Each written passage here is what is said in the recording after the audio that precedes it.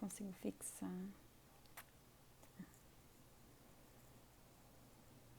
Oi, Bia. Oi. Ai, que engraçado.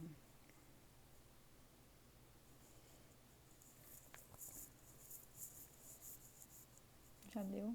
Ah, ainda não deu, não.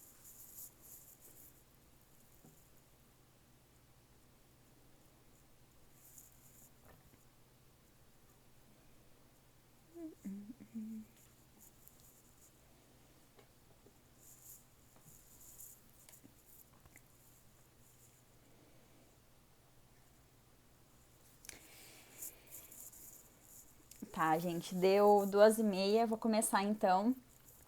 É... Alguém aqui investe no Max Renda Imobiliário, uma MXRF? Alguém já investe? Tá pensando em investir?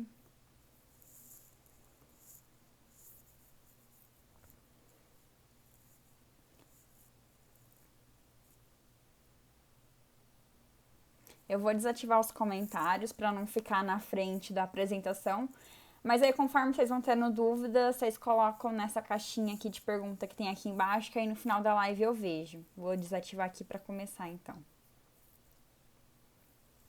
Então, a análise de hoje é o MXRF. É um fundo de papel muito pedido por vocês. Eu não invisto nele, mas vou fazer aqui a análise para vocês. O nome dele é Max Renda, Fundo de Investimento Imobiliário. Ele foi fundado em 4 de julho de 2011. A gestão é ativa, ou seja, o gestor do fundo pode adicionar, tirar ativo do jeito que ele quiser. Administrador, gestora é a BTG Pactual, é o banco. E o objetivo do fundo é ganhos pela aplicação de seus recursos em ativos financeiros com lastro imobiliário, tais como CRI, debênture, LCI, LH, cotas de imóveis comerciais, projetos imobiliários e residenciais. É um fundo de papel porque ele não investe em... Ele investe um pouco em imóveis físicos, né? Mas não é a grande parte dele que investe em imóveis físicos, como os fundos de tijolo. O patrimônio líquido dele é de 1 bilhão, né, de reais e a taxa de administração é 0,9% ao ano. Aqui tem umas informações financeiras dele. Aqui dá para ver a receita entrando no fundo. Em abril de 2020 teve 9 milhões a receita dele. Aí tem lá lucros, receitas que vêm de fundo de lucros imobiliários, receitas de FI, receitas de CRI, LCI, renda fixa. Aí tem as despesas operacionais, reserva de contingência e os resultados. Aí tem a distribuição que ele fez por cota, que em abril foi 0,07, em 2020 foi 0,08. É uma distribuição alta até. E aí tem, no gráfico de baixo, tem a distribuição no trimestral deles. Quer dizer, trimestral não, comparando os anos. Para a gente investir em um ativo, é bom que o ativo tenha liquidez, para você poder comprar ele a hora que você quiser e para você vender ele a hora que você quiser também. Porque não adianta você querer vender e não tem quem compra, você não consegue vender. Então, aí ele está presente em 100% dos pregões, então ele é considerado um FI de alta liquidez, isso é importante, então ele é líquido. O portfólio dele. Aí dá pra gente ver que a maior parte do portfólio dele é crédito imobiliário, ou seja, SRI, LCI, LCA, são esses ativos de renda fixa. Aí ele tem 10% de caixa, ele investe em outros FIs, em 7% do portfólio dele ele investe em outros FIs da Bolsa de Valores, e ele tem 6% em imóveis também, ou seja, ele tem imóveis físicos também. Aqui são alguns FIs que ele tem no portfólio dele. A parte dele que é fundos de fundos, que é o 7% lá que eu falei para vocês antes. É esse 7% aqui, que ele investe em outros FIs. Aqui são alguns FIs que ele tem na carteira. XPC, eu não consigo enxergar direito, é XPCB, Vino 11, KNCR. Então, esses são outros FIs que ele investe também. No final da live eu vou falar um ponto negativo dele investir em outros FIs, mas mais pro final eu falo. Investimentos em CRI, aí tá os indexadores, que é o CDI, o IGPM, que é o Índice Geral de Preços do Mercado. São os indexadores, né? Porque na renda fixa tem o CRI tem um indexador, né? Que acompanha a taxa de rentabilidade.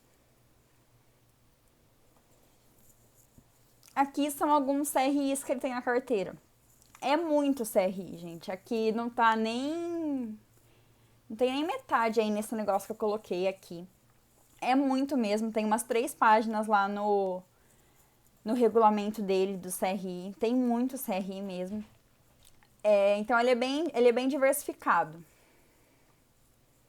Aqui tem alguns ativos imobiliários que ele tem. Tem lá em São Paulo, na Vila Olímpia, na Vila Mariana, Vila Prudente. São ativos, na maior parte deles, em São Paulo.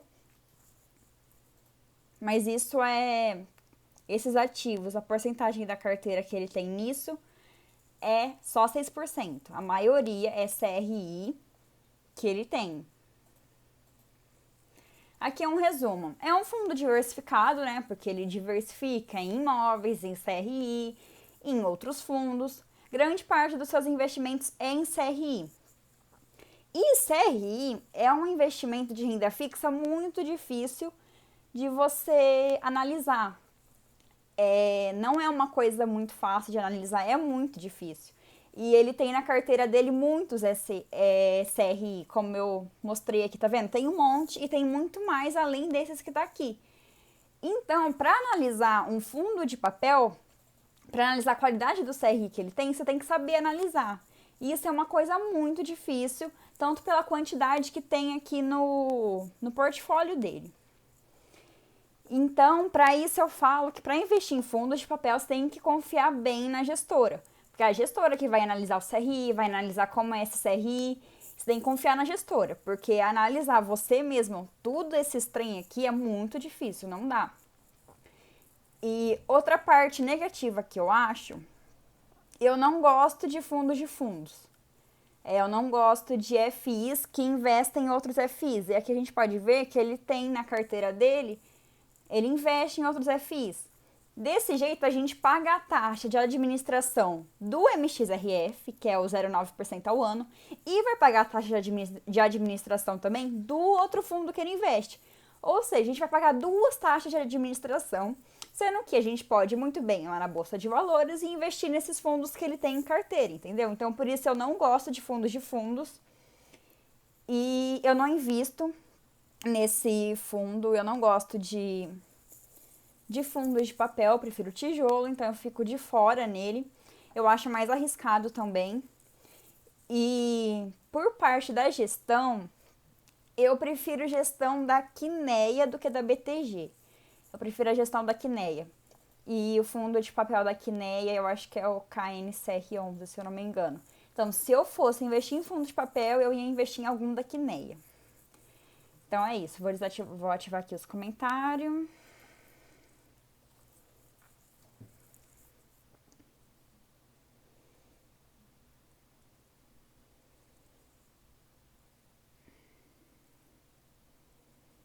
Aqui, fizeram uma pergunta aqui. Liquidez, razoável segurança e razoável rentabilidade, não seria ele um FI para completar o elenco? Então, ele tem uma boa liquidez, ele é bem diversificado, tem uma rentabilidade boa, porque a rentabilidade é ao contrário do risco, né? Quanto maior a rentabilidade, maior... como fala? É diretamente proporcional ao risco. Quanto maior a rentabilidade, maior o risco. Esse fundo de papel é mais arriscado por conta do CRI que eu falei. CRI é uma coisa muito difícil de analisar e tem vários na carteira dele, desse fundo.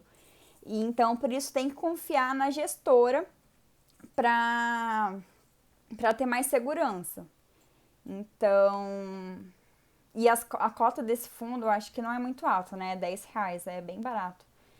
Mas é por causa disso. E o dividend yield dele é alto também por causa disso, porque é mais arriscado.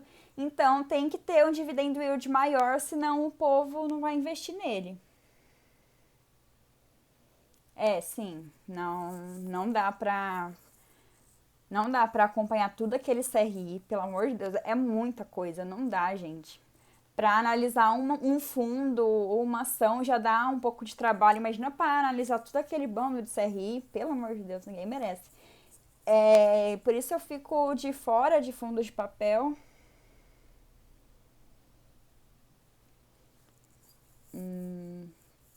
Aqui, mais uma pergunta de vocês. Considero o MXRF um FI de risco médio e faço equilíbrio com FI de baixo risco e um de alto risco. Sim, tudo é uma questão de gestão de risco. O que eu faria se eu investisse em fundos de papel?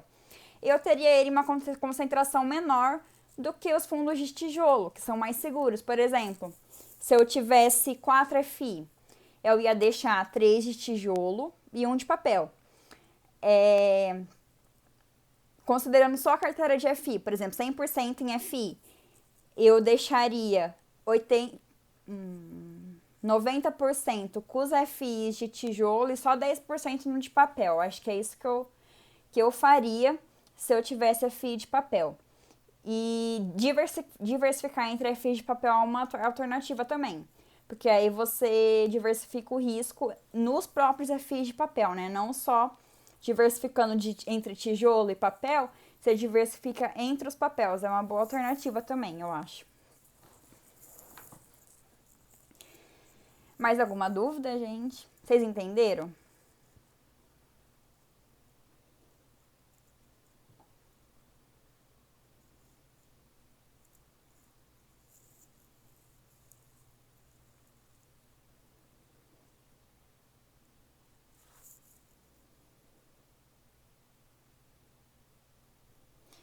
E então eu vou colocar lá nos meus stories agora.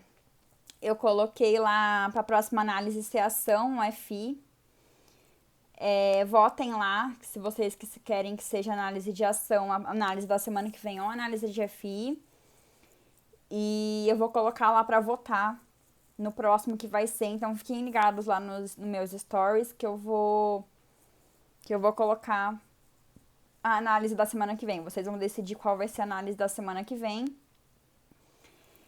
E é isso então, gente. Obrigada por terem visto a live. Espero que vocês tenham gostado. E se tiver mais alguma dúvida, pode me chamar no direct para tirar dúvida. Ou eu sempre tô postando caixinha de pergunta, pode deixarem dúvidas lá também. E é isso. Tchau, gente. Até semana que vem na próxima análise.